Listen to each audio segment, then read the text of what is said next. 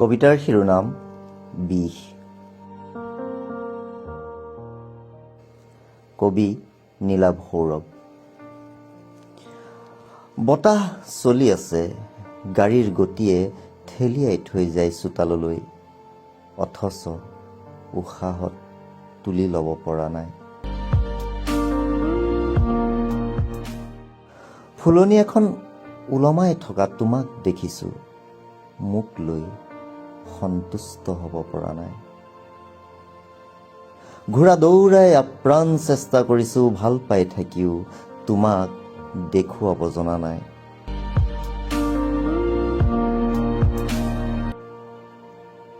ফোনত কৈছা যোগাৰ নাই, বজাৰত দৰাই দৰাই একো কিনিব পৰা নাই।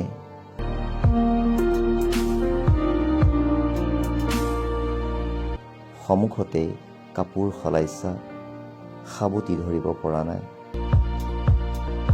বিচনাৰ এটা মূৰে তুমি সাৰে আছা, টোপনিৰ ভাও ধৰি মই শান্তিৰে শুব পৰা নাই।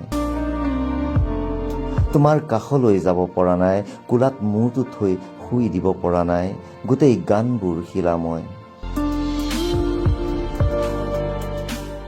কথাৰ পাক ঘূৰণিত মূৰটো একে ঠাইতে ৰৈ থকা নাই।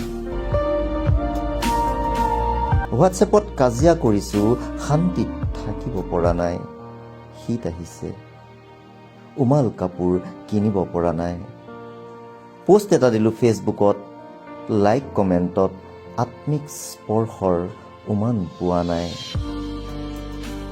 তুমি ভাবিবা ইমান টানতো কবিতা কেনেকৈ লিখি থাকিব পাৰিছোঁ।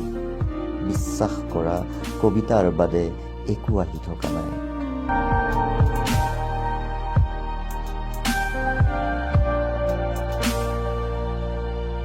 লগ বন্ধুৰ লগত আড্ডা কৰি চিগাৰেট এডাল ভালদৰে হুপিব পৰা নাই।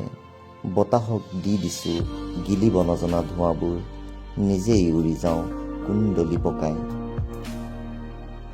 আনন্দত এটা পেক ঢালিব পৰা নাই, মদ এঢোক ল'লেও মুখ বিকটাই ভেঙুচালি কৰিছোঁ নিজকে। মৰা যোৱা ধন দুনাই ঘূৰি অহা নাই। ফোন কৰিলে মায়ে ভাল ব্যৱহাৰ পোৱা নাই, পিতায়ে বহুদিন মোৰ খবৰ সোধা নাই, ভাই ভনীৰ অজুহাত ভাঙিব পৰা নাই।